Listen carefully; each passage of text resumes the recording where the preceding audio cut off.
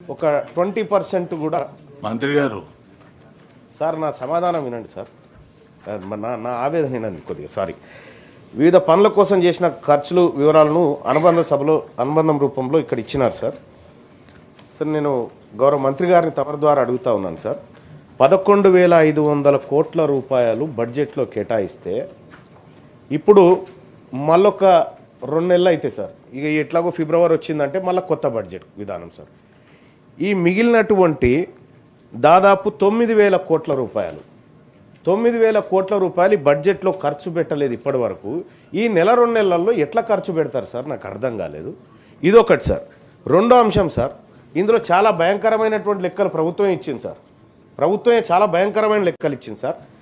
స్కాలర్షిప్ల కోసం sir estimated budget వచ్చేసి 1908 కోట్లు బీసీ పిల్లలకు స్కాలర్షిప్స్ ఇస్తామని పెట్టి కేవలం 365.54 కోట్లు ఖర్చు పెట్టింది సార్.